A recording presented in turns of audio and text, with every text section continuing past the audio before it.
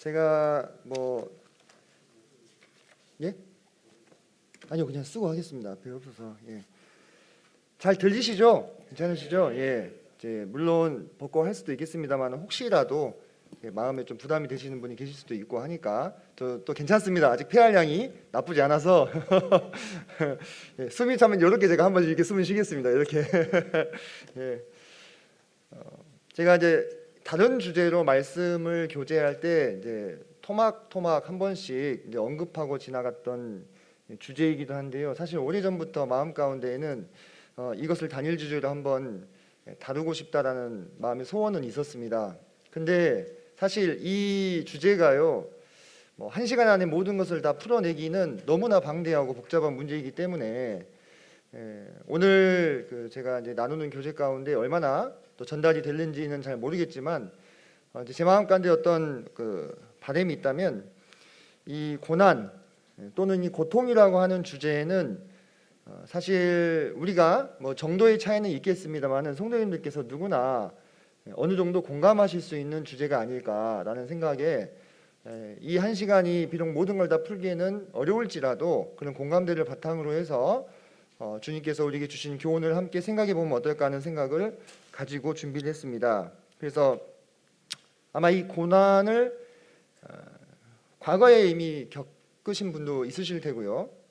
또 현재 진행 중인 분도 아마 이 중에 계실지 모르겠습니다. 그리고 아직 겪지는 않았지만 미래의 어느 날에 나를 찾아올 예정에 있는 분도 분명히 있겠죠. 우린 사람이기 때문에 모릅니다만은 사람을 누가 알겠습니까? 그죠? 그래서 그리스도인이라면 정도의 차이는 있을지언정 그 누구도 이 주제를 피해갈 수는 없을 거라고 생각이 됩니다. 그래서 그것이 오늘 말씀에 관해서 우리 모두가 공유할 수 있는 접점이자 공감대가 되지 않을까 좀 기대를 해봅니다. 제가 이 주제를 좀 묵상하게 된 것은 특별히 최근에 한 형제님의 간증을 들으면서였습니다. 이분은 어떤 분이냐면 제가 실명을 거론할 수는 없습니다만은 참으로 젊었을 때부터 헌신적으로 주님을 섬겼고 또 주님을 섬기는 일이 있어서 아주 잘 훈련되어 있는 그런 분이었어요. 그래서 앞으로도 한 15년에서 한 20년까지도 길게 보면 너끈히 주님을 섬기는 일을 감당할 수 있는 그런 분이었습니다. 그런데 그분이 뜻밖의 사역을 내려놓을 수밖에 없는 그런 상황이 이제 된 거예요.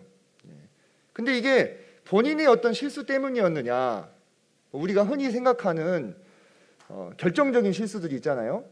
어떤 돈을 횡령했다든지 아니면 성적인 문제를 저질렀다든지 아니면 이단 사상에 빠져버렸다든지 이런 결정적인 이런 실수가 있었던 것도 아니었습니다. 심지어 본인이 하지 않은 말, 본인이 이제 하지 않은 행동이 소문으로 이제 와전이 되고 소문이 꼬리에 꼬리를 물고 계속 퍼지잖아요. 계속 퍼지면서 오해가 증폭이 되고 그러면서 결국은 이제 더 이상 사역을 지속할 수 없는 그와 같은 이제 상황에 처하게 되신 것이죠. 제가 그분의 어떤 그 간증을 들으면서 사실 저는 며칠 동안 그 뒤로 번민했습니다. 개인적으로. 왜냐하면 제가 어렸을 때부터 주님께 가지고 있었던 이 확신이 있었어요. 이게 뭐냐면 이 구원받은 그 믿음 말고 주님은 이런 분이시다라는 확신. 이게 뭐냐면 제가 전에도 한번 보여드린 적이 있었는데 토사구팽이라는 사자성어를 아실 겁니다. 토끼를 잡으면 사냥개를 삶는다. 쉽게 얘기해서 필요할 때는 쓰다가 필요가 없어지면 버린다는 고사성어죠. 저는 어려서부터 이제 아버님께서 중국 역사를 이렇게 얘기를 많이 해주셨어요. 그래가지고 그 한고조 유방 아십니까?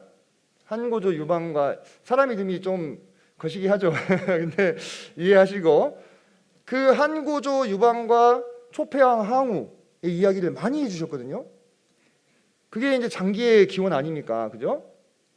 근데 그 한고조 유방이 이제 아주 이제 그 초패왕에게 밀려가지고 막 자기가 거의 막 다 망할 지경에 이르를 때 목숨을 걸고 자기를 위해서 싸워준 이 군사들을, 이 장군들을 나중에 자기가 이제 황제가 된 다음에 하나씩 제거를 하기 시작합니다. 왜? 자기 후대의 왕권을 강화시키기 위해서. 근데 그냥 곱게 죽이는 것도 아니고 아주 기상천외한 방법으로 막 누명을 뒤집어 씌워가지고 막 죽이는 거예요. 거기서 이 고사성어가 유래했거든요. 제가 그 이야기를 처음 들었을 때 저는 정말 충격이었습니다. 제가 막 찾아봤어요. 어떻게 죽였나 보려고. 그러면서 제가 마음 가운데 무슨 생각이 들었냐면, 이 유방이라는 작자는 사람이기 때문에 자기의 정치적인 목적을 위해서 이렇게 사람을 이용했지만 우리 주님은 그럴 뿐이 아니시다라는 생각을 했던 거예요. 학창 시절에. 적어도 내가 아는 주님은 사람을 쓰다가 못 쓰게 되었으면 그냥 버리시는 그런 분은 아니시다라는 확신이, 이거는 구원받은 믿음과 별도로 제 마음 가운데 오랫동안 가지고 있던 확신이었습니다. 근데 그 형제님의 간증을 들을 때 말이에요, 제 마음 가운데 그런 의문이 들더라고요. 이분이 주님께 버림을 받았나? 아니, 본인이 어떤 결정적인 잘못을 한 것도 아니고, 어떻게 보면 본인이 하지 않았다고 하는 그 언행 때문에 소문이 증폭이 되어가지고 결국 사역을 내려놓을 수밖에 없는 지경까지 이르는, 아직도 15년, 20년 주님을 충성스럽게 섬길 수 있는 사역의 확장 일로에 있는 그분이 왜 이와 같이 순식간에 모든 것을 정리해야만 하는 상황 가운데 놓였는가에 대한 번뇌가 있었습니다. 그러면서 그런 생각이 들어요. 그분이 우리의 주인이 되시고 우리는 주님의 백성이 되었잖아요. 그죠? 우리가 구원 받았을 때 그분이 우리의 구원자시지만 또한 우리의 주인 아닙니까? 우리의 왕이시잖아요. 그러면 왕은 백성을 보호하고 인도하고 필요를 채우고 위험으로부터 구원하는 것이 어떻습니까? 당연한 것이죠. 그러니까 왕과 백성으로 불리는 거 아니겠습니까? 그리고 백성들은 마땅히 왕에게 무엇을 드립니까? 사랑과 충성, 섬김과 존경과 감사를 드리는 것이죠. 이것은 어떻게 보면 뭐 기브 앤 테이크의 관계는 아니죠. 왜냐? 항상 주님은 우리가 드리는 것보다 몇십 곱절 더 많이 우리에게 주시잖아요. 그죠? 그러니까 기브 앤 테이크 아니, 내가 드린 만큼 받는다, 이런 어떤 그 거래적인 관계라고 보기는 어렵지만은 분명 관계라고 하는 것은 주고받는 것이 있는 거예요. 그죠? 그리고 우리 주님께서는 뭐 우리한테 그냥 밑도 끝도 없이 항상 보호와 인도만 주시는 그런 램프의 지니 같은 분이 아니잖아요. 그분이 우리에게 보호와 인도를 제공하신 것 이상으로 우리에게 또 왕으로서, 우리의 주인으로서 요구하는 것들이 있단 말입니다. 우리가 익히 그동안 성경 말씀을 통해서 잘 배우고 또 알고 계시는 이런 부분들이죠. 그죠? 주님을 누구보다 사랑할 것, 형제 자매님들과 함께 우애할 것, 하나님의 말씀을 청종하고 순종할 것 등등등. 지금 제가 여기 적어놓은 이런 다양한 어떤 우리 왕 되신 주님의 명령이자 요구 조건이 있지 않습니까? 우리가 주님과 관계를 맺고 그분의 백성이 되어서 이와 같은 주님의 명령들을 기쁜 마음으로 순종하는 거죠. 그런데 이제 여기서요, 이러한 주님의 요구하심에 우리가 참 집중할 수 없게 만드는 그러한 그 결단코 외면할 수 없는 그런 현실들이 엄연히 있다고 하는 거예요. 그것이 뭐냐면 우리 삶 속에 존재하는 고통과 고난의 문제라고 하는 겁니다. 제가 방금 전에 한 형제님의 예를 들어드렸습니다마는 그것만이 전부가 아니잖아요. 우리 삶에 찾아오는 고통과 고난의 원인이 이렇게 다양하지 않습니까?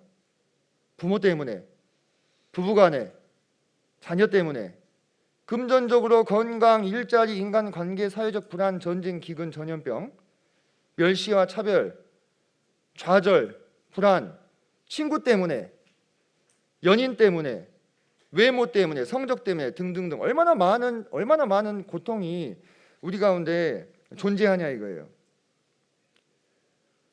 그러면 우리 마음 가운데 어떤 마음이 드냐면 이런 마음이 들어요. 주님께서 저에 대한 책무를 지금 다하고 계시지 못합니다. 아까 우리가 주고받는 그 관계에서 도식으로 보셨죠? 주님, 저에게 지금 충분한 보호와 인도하심을 제공하지 못하시면서 그래서 제 인생에 이 고통이 찾아온 것이 아닙니까? 그런데 어찌 저에게만 백성의 의무를 다하라고 말씀하실 수 있습니까? 이 질문이 나오는 것이 정상 아니겠습니까? 모든 것이 그냥 다 받아지시든가요? 저는 개인적으로 그렇지 못한 것 같아요. 우리 삶 가운데 엄연히 존재하는 현실이라 이겁니다. 이거는 관념이 아니잖아요, 그죠? 내가 예를 들어서 내 자녀 때문에 만약에 고통을 당한다, 내 자녀가 아프다,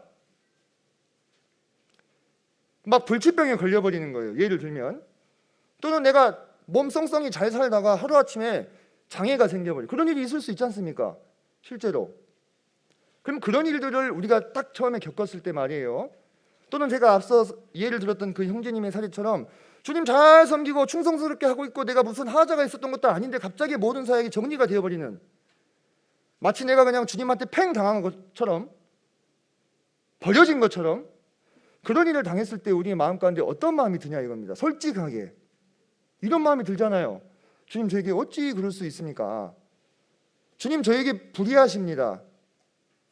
주님, 저에게 주님의 책임을 다하지 못하시면서 저한테는 여전히 모이기를 힘쓰라고 하시고, 여전히 주님을 사랑하라고 하시고, 여전히 성도들 돌아가라고 하시면 제가 어떻게 합니까? 제 마음 가운데 그런 생각이 들었어요. 제가 그 일을 겪었던 것은 아니지만 간접적으로. 그러면서 엄연히 이 만족스럽지 못한, 더 나아가서는 고통스러운 내 현실에도 불구하고 내가 계속 주님께 대한 나의 책무를 다해야 되는 마땅한 이유를 누가 좀 나한테 알려줬으면, 차라리 내가 이 고통을 당하는 이유가 뭔지 누가 속 시원하게 그냥 나한테 알려줬으면. 때로는 근데 우리가 이유도 모르는 고통이 찾아올 때도 있잖아요. 그 형제님은 어떤 이유 때문에 이렇게 사역의 정리를 당하셔야만 했나요? 우리 애가 아파서 병원에 정말 불치병으로 누워있다면 이것은 도대체 무슨 원인 때문에 나에게 찾아온 것입니까? 내가 하루아침에 잘 운영하던 사업체가 폭삭 망해버렸다. 그러면 도대체 그것이 무엇 때문인지 누가 나한테 속 시원하게 이야기라도 해줬으면.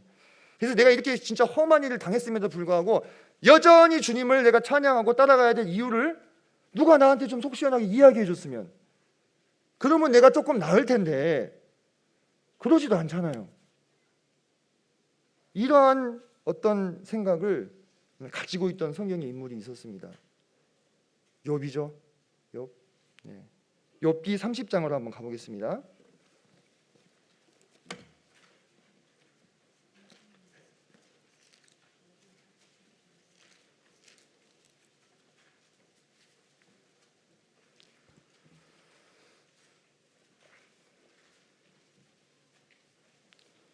욥기 30장 20절로 27절의 말씀입니다.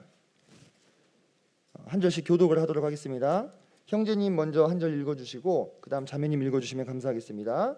혹시 성경 앞에도 있거든요. 보시고 읽어주시면 감사하겠습니다. 20절입니다. 시작.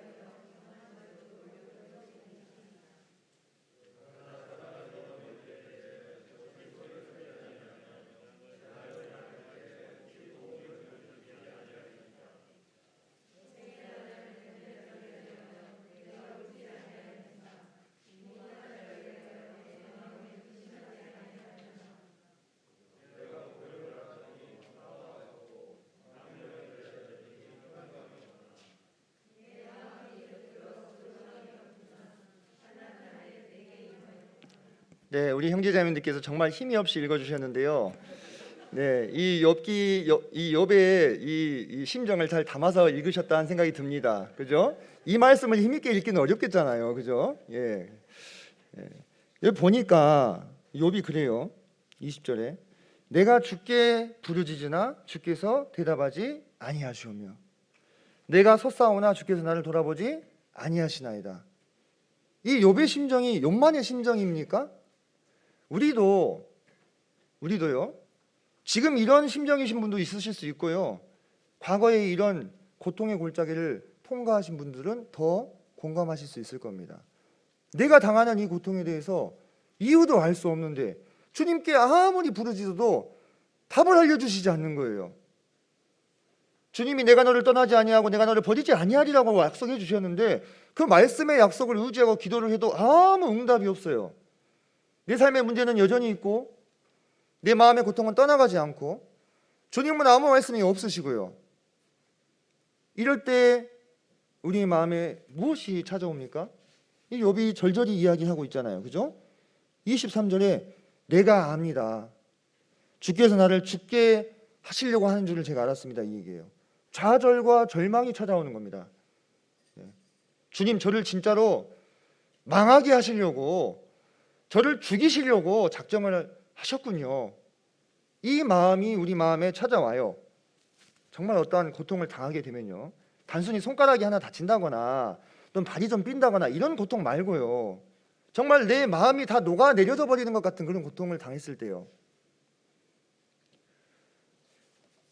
그러면서 욥이 뭐라고 하냐면 25절에 고생의 날을 보내는 자를 위하여 내가 울지 아니하였는가, 빈궁한 자를 위하여 내 마음이 근심하지 아니하였는가. 이 욥기를 읽어보면요, 이 욥의 의라고 하는 것은요, 저는 정말 발끝에도 미치지 못하는 그런 사람이더라고요. 동의가 되십니까? 정말 이 사람은요, 당대의 완전한 자라고 하나님이 사탄한테 칭찬할 만한 사람이에요. 지금 욥이 왜 25절 같이 얘기를 하고 있냐면, 나는 다른 사람들이 고통받을 때 같이 울고 같이 위로하고 같이 싸매주고 같이 그 곁에 서 있어 줬던 나인데 왜 나에게는 이와 같은 화가 임하였느냐, 이 얘기예요.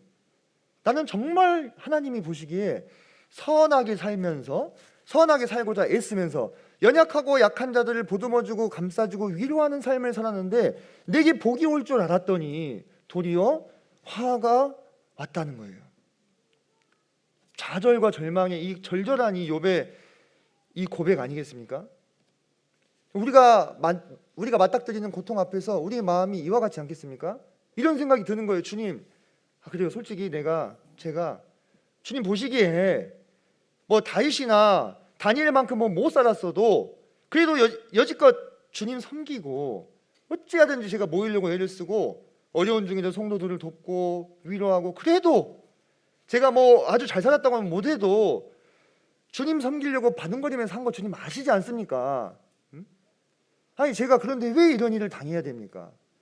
아니 저보다 훨씬 못하게 사는 저 옆집 영자나 아랫집 철수도 잘 사는데 왜 저는 그들보다도 못한 이런 상황에 제가 처해야 됩니까? 라는 생각이 우리에게 찾아오잖아요. 이걸 어떻게 해야 될까요?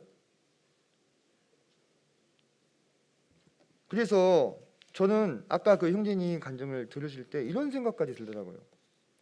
만약에 저 형제님이 그런 일을 당한 것이라면 그 일이 나를 찾아오지 말라는 보장이 있을까?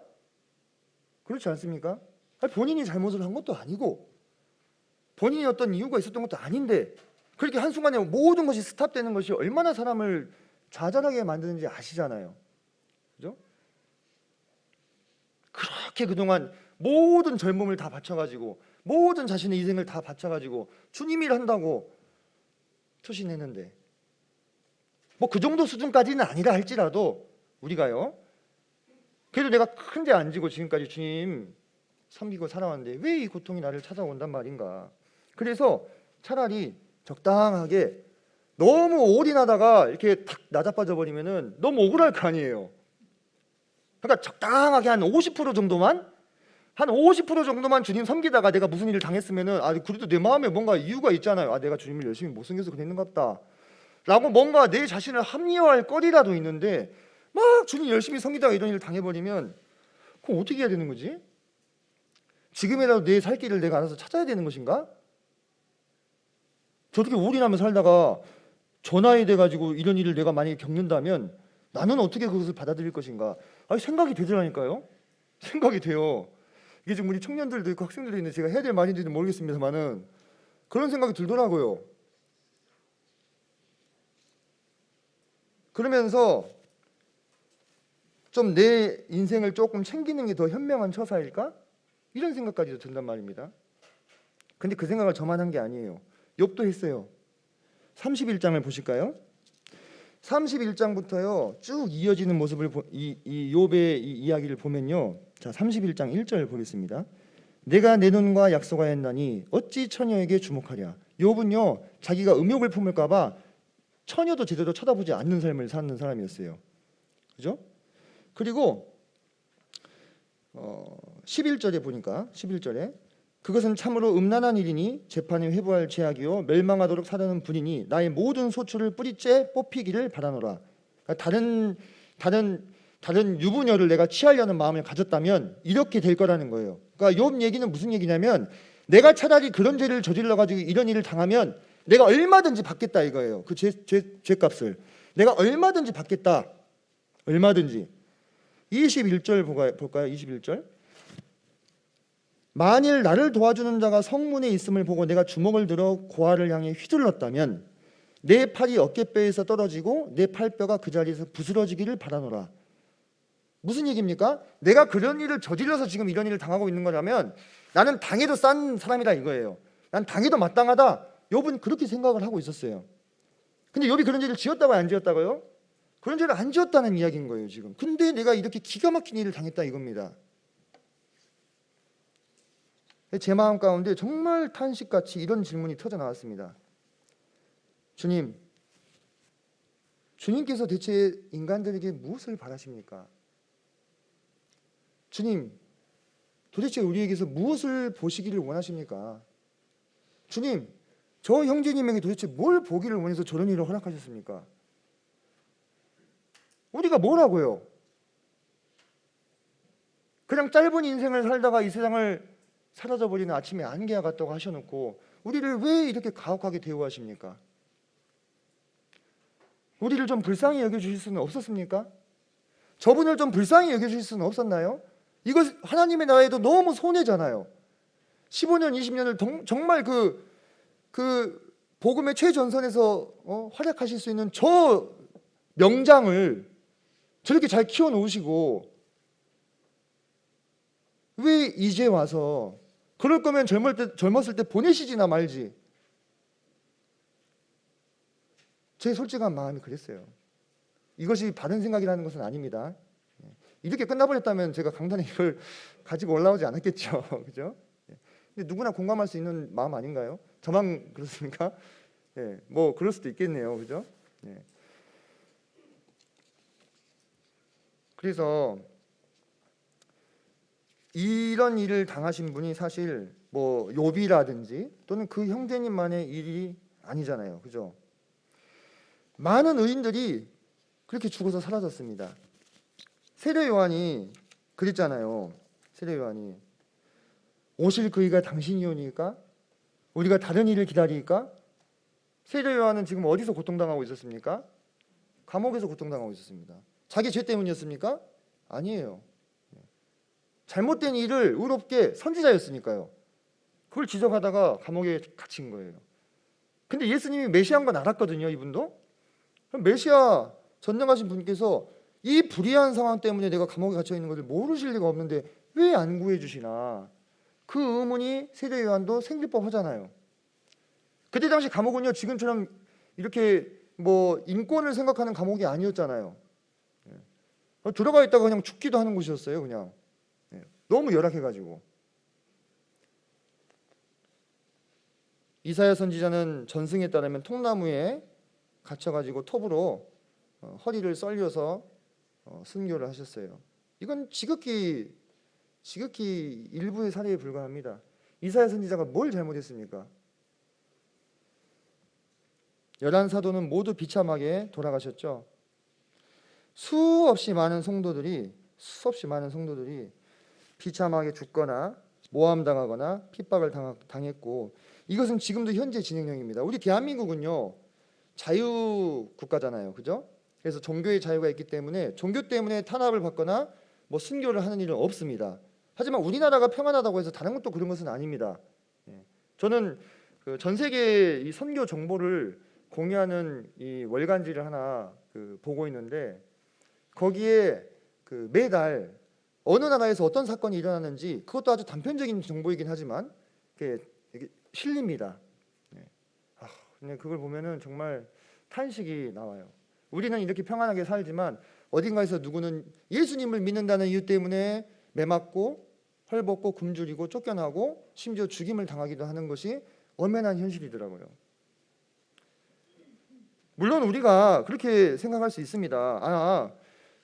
아니 우리가 주님 믿었으니까 이 세상에 속한 자들이 아니지 않느냐. 그러니 우리가 주님을 믿는 자는 경건하게 살고자 하는 자들은 무릇 경건하게 살고자 하는 자들은 고난을 당할 것이라고 주님이 말씀하셨고, 우리 앞선 믿음의 선진들도 다 고난을 당하지 않느냐. 우리도 그러니까 그렇게 당하는 것이다.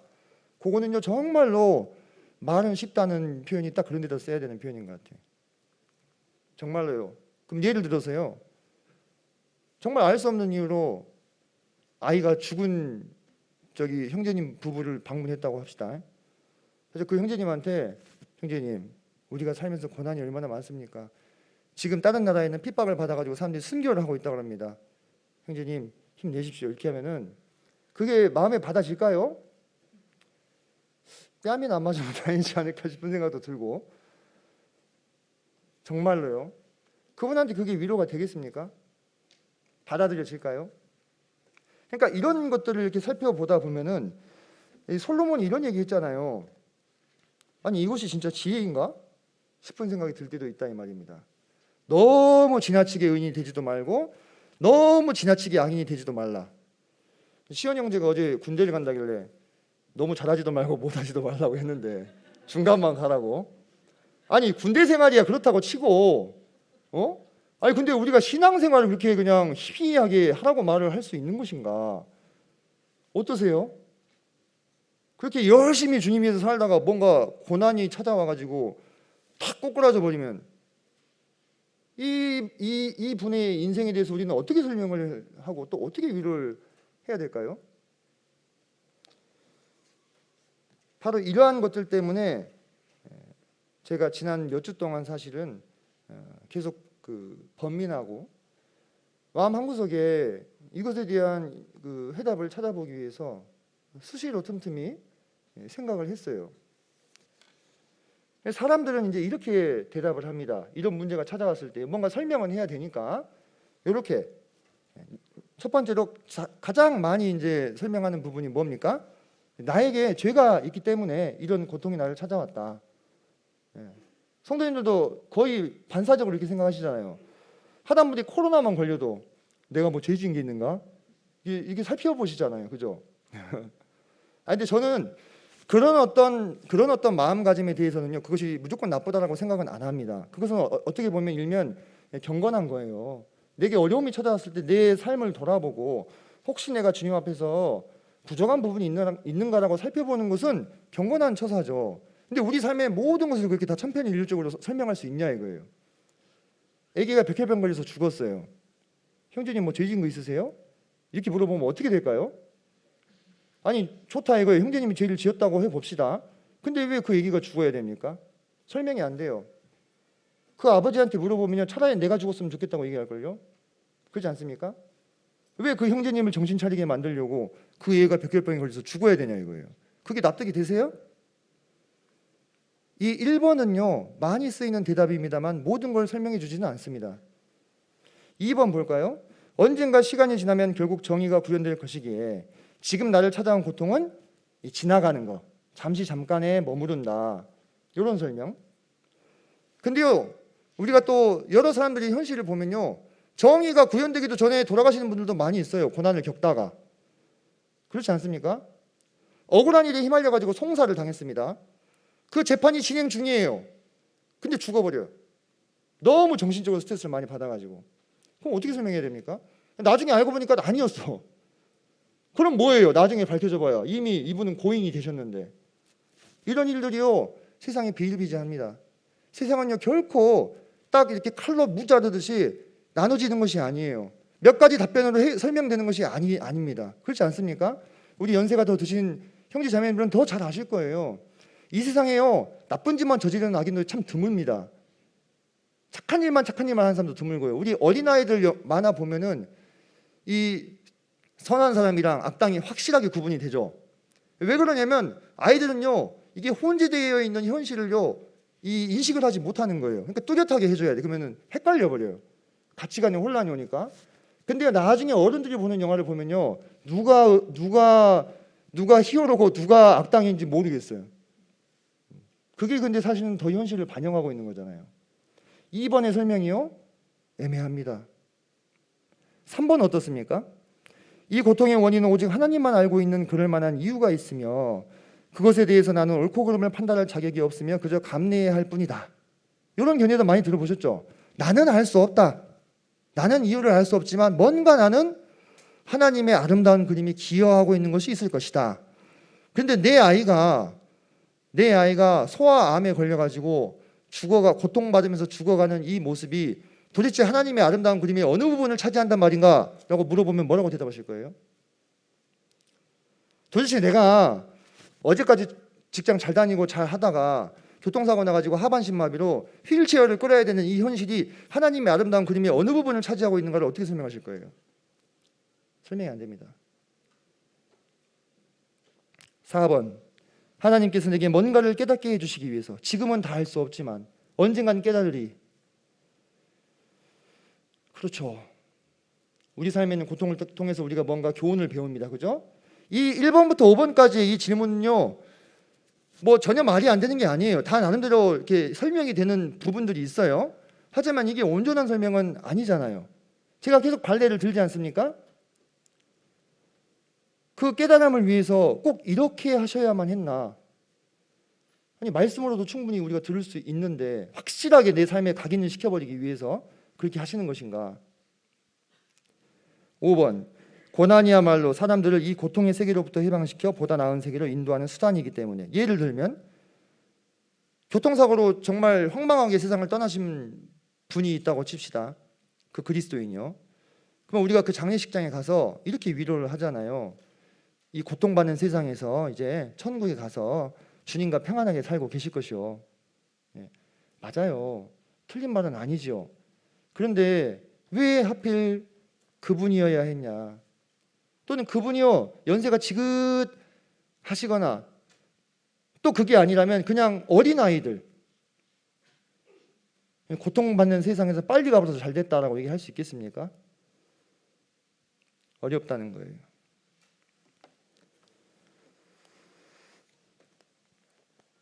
그래서요, 우리는 많은 경우에 경험적으로 세상의 모든 일이 이러한 설명의 이치에 딱딱 맞게 떨어지지 않는다는 것을 알고 있습니다.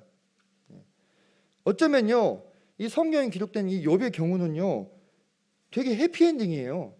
그렇지 않나요? 고통을 통과했지만 결국은 또 복을 받잖아요. 그런데 우리 삶의 고통 중에서는요, 꼭 해피엔딩으로 끝나지 않는 경우도 많이 있어요. 해피엔딩으로 끝나면 다행인데 그렇지 않는 경우도 많이 있습니다. 욥의 상황이 이와 같았다는 것입니다. 적어도 욥이 고통을 통과하고 있는 동안에는 해피엔딩으로 끝날지 아닐지를 모르는 상황이지 않습니까? 그 상황에 욥의 마음이 욥기 29장에 보면 적나라하게 기술이 되어 있습니다. 29장 몇 장만 앞으로 가시면요, 29장의 2절 보시면, 나는 지난 세월과 하나님이 나를 보호하시던 때가 다시 오기를 원하노라. 그때에는 그의 등불이 내 머리에 빛이었고 내가 그의 빛을 힘입어 암흑에서도 걸어 다녔느니라. 내가 원기왕성하던 날과 같이 지내기를 원하노라. 그때에는 하나님이 내 장막에 기름을 발라주셨도다. 14절, 내가 의를 옷으로 삼아 입었으며 나의 정의는 겉옷과 모자 같았느니라. 18절, 내가 스스로 말하기를 나는 내 보금자리에서 숨을 거두며 나의 날은 모래알같이 많으리라 하였느니라. 이렇게 되기를 바라고 있었어요. 고통 한가운데서. 그런데 그런 욥에 대해서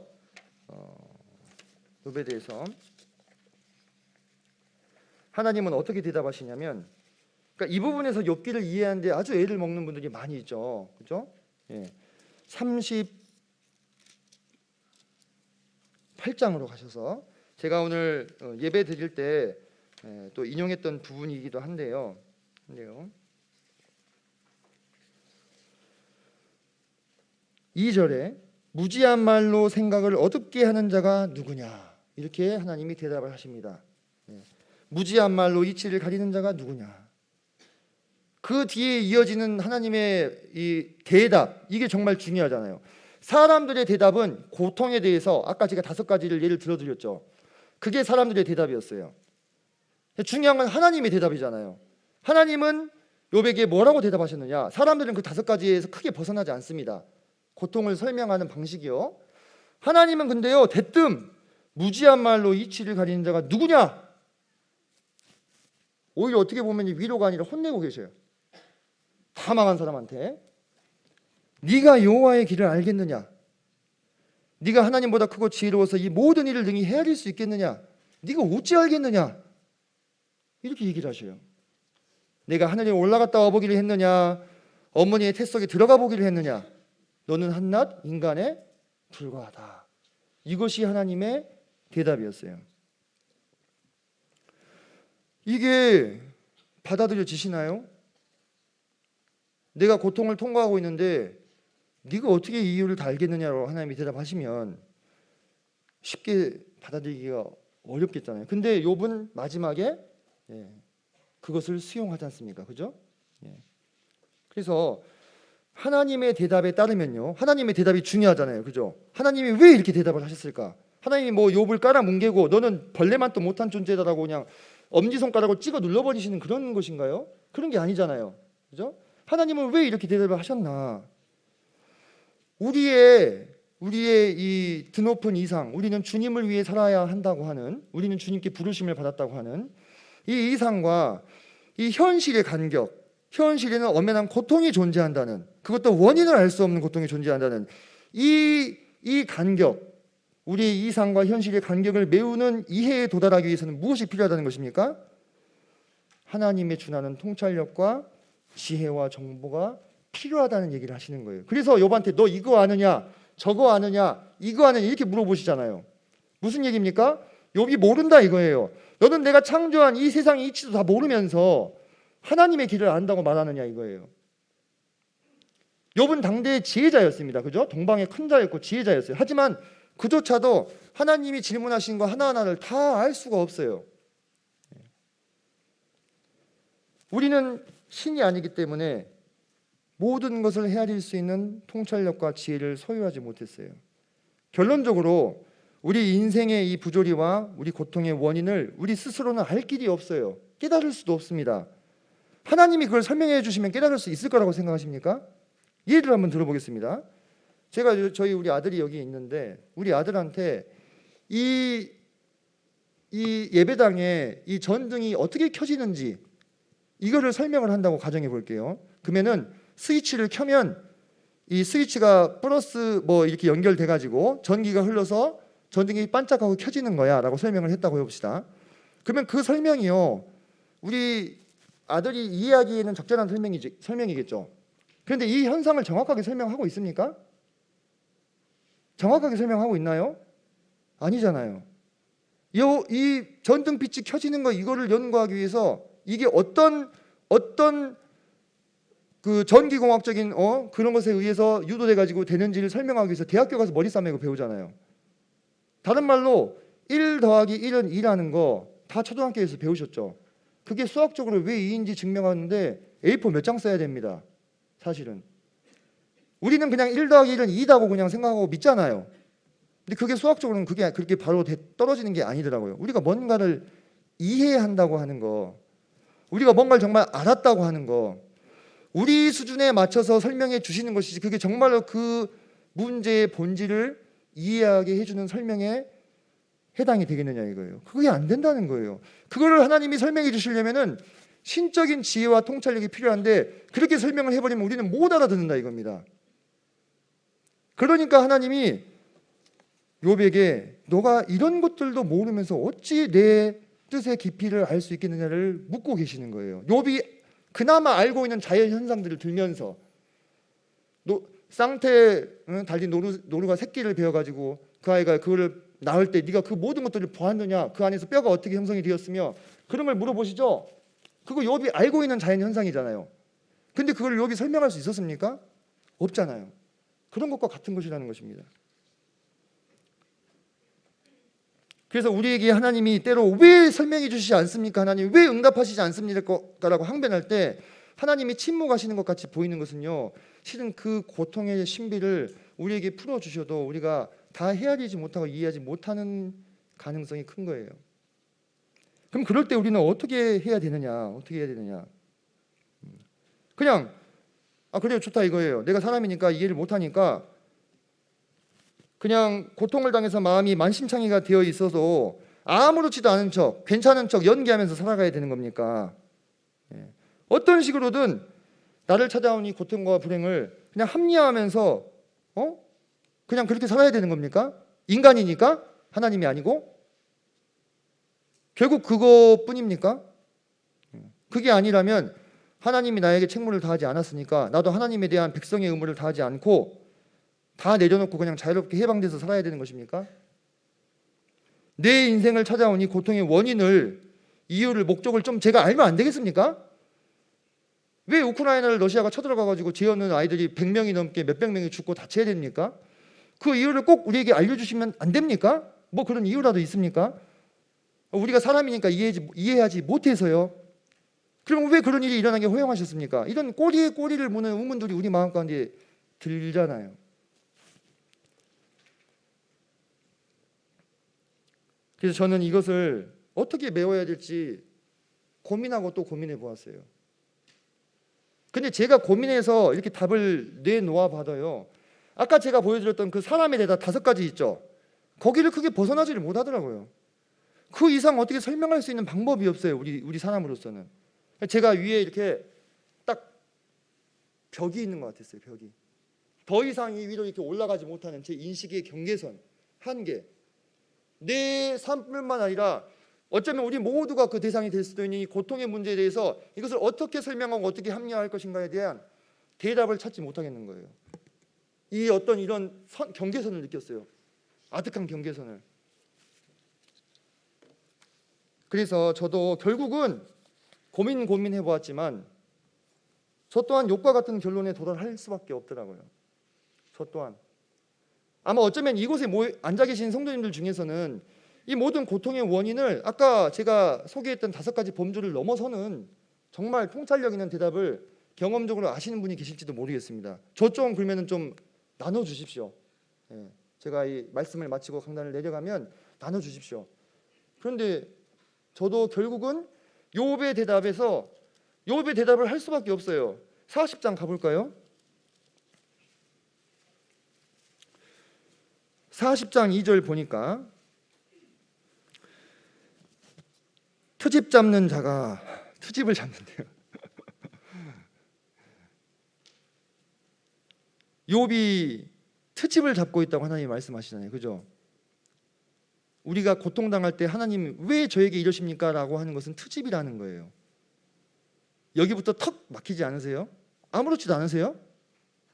뭐 그럴 수도 있겠지만요. 트집 잡는 자가 전능자와 다투겠느냐? 하나님을 탓하는 자는 대답할지니라. 욥이 뭐라고 얘기합니까? 3절에 욥이 여호와께 대답하여 이르되 보소서 나는 비쳐나오니 무엇이라 주께 대답하리이까? 손으로 내 입을 가릴 뿐이로소이다. 욥은 정말로 지혜자입니다. 하나님이 2절에 그렇게 얘기하시니까 대번에 알아듣잖아요. 사실 보통의 사람이라면 아니 하나님 트집이라고요? 제가 지금 트집을 잡는 겁니까? 내 아이가 죽어가지고 어제 화장을 해서 묻고 왔습니다. 이 이유에 대해서 주님께 물어보는 것이 트집입니까? 저 같으면 폭발할 것 같아요. 완전히. 만약에 제가 그런 일을 당했는데 하나님 이렇게 얘기하시면 폭발할 것 같아요. 정말로. 제가 이 말씀을 준비하면서요 여러 번 울컥했습니다. 실은 개인적으로 우리는 이 고통을 미리 알 수도 없고 벗어날 수도 없는 인간의 한계를 살고 있는 사람들인데 그 이유에 대해서 다 헤아릴 수도 없고 하나님은 우리에게 트집을 잡는다고 하시고 근데 말이에요 욥은 여기서 그런 반응을 보이지 않았어요. 제가 보인 반응은 어떤 반응이에요? 보통의 사람들이 보이는 반응입니다. 그죠? 보통의 사람들이 보이는 반응이에요. 그런데 우리가 이 반응을 신앙이라고 말하기는 어려울 거 아니에요. 그죠? 인간으로서 보일 수 있는 가장 자연스러운 반응이긴 할 것입니다만은, 가장 솔직한 반응이긴 할 것입니다만, 이것을 우리가 신앙이라고 말하기는 어렵잖아요. 욥은 여기서 담담히 하나님의 말씀을 수용하고 있어요. 받아들인다는 것. 내 제한된 생각을 꺾어서 그분 앞에 내려놓고 그분의 하나님 되심을 인정하는 거예요. 제가 아까 그랬잖아요. 이 제 천장에 벽이 있어서 제 생각이 여기를 뚫고 넘어가지 못하는 그 지점이 있더라니까요. 이 문제에 대해서 욥은 그걸 알아챈 겁니다. 욥은 지금 무엇에 대해서 계속 지적하고 있었냐면, 내 인식의 한계를 넘어가는 문제, 하나님의 영역을 자꾸 지적하고 있었던 거예요. 그러니까 하나님이 뭐라고 하신 거예요? 트집 잡지 말라고 한 거야. 너의 선은 여기까지야. 너가 지금 문제 삼고 있는 것은 나의 영역이야. 이 위로 하나님의 영역. 그리고 그건 내가 너한테 설명을 해줘도 이해할 수 없단다. 너는 천지만물과 기상의 변화도 다 알지 못하지 않느냐. 너는 이 땅에 살고 있는 이 억조 창생의 이 생명체들의 생리도 다 이해하지 못하는 사람 아니냐. 그 얘기를 하시는 거예요. 그래서 욥이 나는 비천한 사람입니다. 내 입을 가리나이다. 이렇게 얘기를 하는 거 아니겠습니까? 그렇다면 우리에게도 동일하게 그런 일을 우리가 겪었을 때 최선은 그 이유를 찾는 게 아니라 이겁니다. 이유를 찾기 위해서 수많은 낮과 밤을 고민해 본다 한들, 주님 왜 저에게 이렇게 하셨습니까? 왜 저에게 이렇게 하셨습니까? 수많은 낮과 밤을 고민해 본다 한들 그것을 알 수 있겠습니까? 어쩌면요, 우리가 기가 막힌 일을 하나 당했는데요, 죽을 때까지도 그 진짜 이유를 모를 수도 있다는 거예요. 기가 막힌 일 아닙니까? 우리 미래에 그런 일이 기다리고 있을지 아닐지 누가 아냐 이거예요. 근데 그럴 때 내가 다 알 수 없습니다라고 인정하는 것이 겸손인 것 같아요. 나는 다 알지 못한다. 하나님이 설명해 주신다 한들 깨달을 수 있는 지혜조차 없다. 내 인생에 왜 이런 일이 찾아왔는지 헤아릴 지혜조차 없다. 그러므로 내가 알지도 못하고 깨닫지도 못할 일에 사로잡혀서 계속 왜에 관한 끝도 없는 고민을 이어가면서 세상을 원망하고 하나님을 불평하는 것은 참된 지혜가 아니구나 까지 도달하는 것이 우리가 소위 말하는 신앙이죠. 신앙. 왜 누군가는 희귀병이나 불치병에 걸려야 하고, 왜 누군가는 사고로 피워보지도 못하고 세상을 떠나야 하고, 왜 나를 정신 차리게 하기 위해서 내 자녀가 고통을 당해야 하는지 우리로선 다 알 수가 없어요. 그것이 인간의 한계이며 우리가 더 나아가지 못하는 인식의 경계선입니다. 그렇다면 이 모든 일을 내 삶에 허락하신 하나님의 주권과 지혜를 믿고 수용하고 주님의 모든 뜻이 드러나는 때를 인내하는 것이 사람의 마땅한 본분이라는 것을 욥기는 이야기하고 있습니다.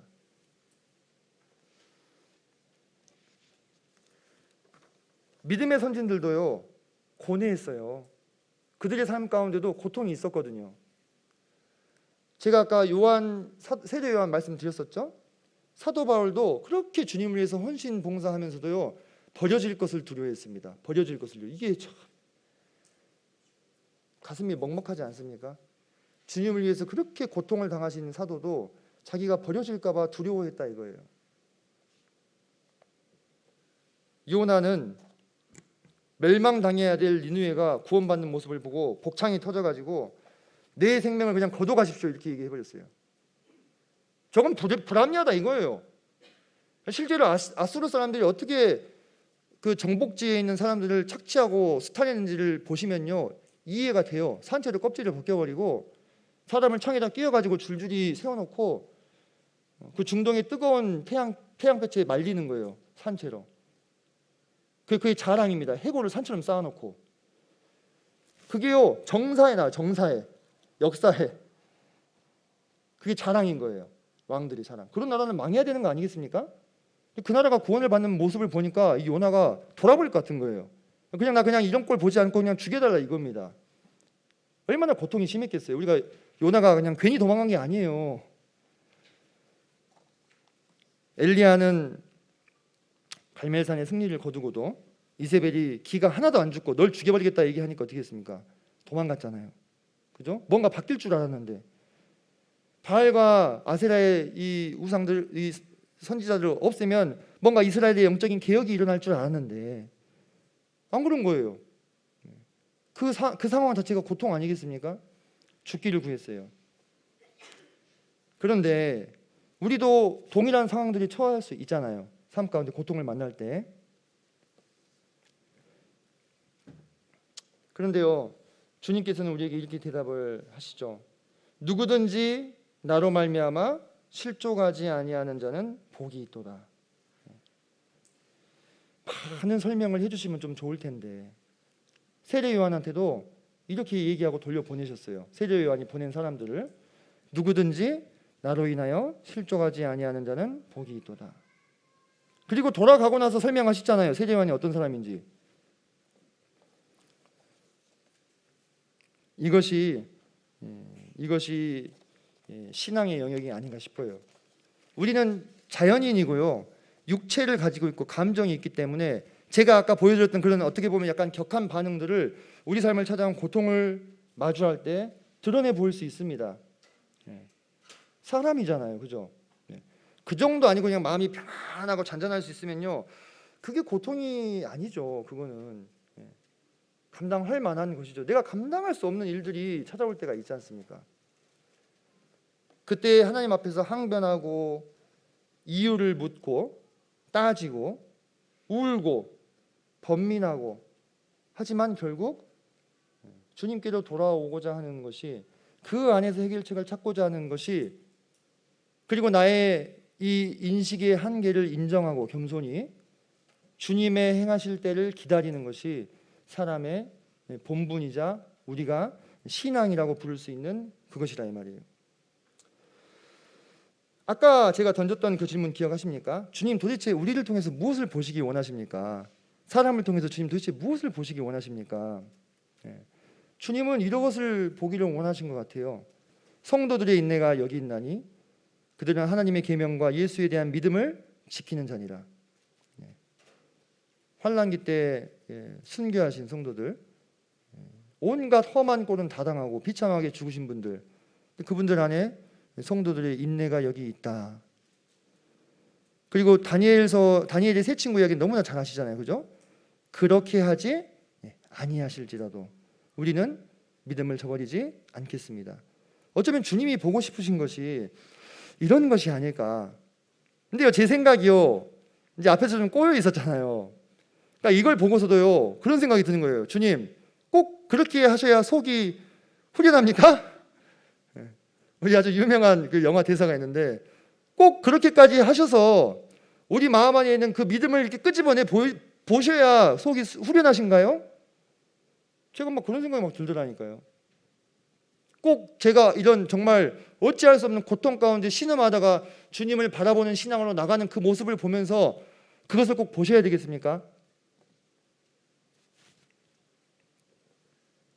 그런데 앞서도 말씀드렸지만 그것은요, 내 신세 한탄이고 속풀이가 될지는 모르겠지만 그걸 신앙이라고 말하기는 어렵겠잖아요, 그죠? 우리는 잠잠히 우리의 삶에 허락된 그것을 수용하고 주님의 때를 기다릴 수밖에 없어요. 그래서 그런 맥락에서 앞서 제가 예로 들었던 맨 처음에 그 형제님의 고백은 저에게 정말 큰 감동이 되었습니다. 그 형제님이 뭐라고 하셨냐면요, 그런 기가 막힌 일을 당하고 나서 이제 모든 것을 이제 내려놓게 되고 사역이 중단이 되셨는데, 이제는 솔직히 나이도 많이 들고 새로 사역을 시작하는 것도 자신이 없다고 하시더라고요, 솔직히. 하지만 그분이 젊었을 때 주님을 향해서 품었던 그 순수한 마음, 그 첫사랑, 그것을 회복할 수 있다면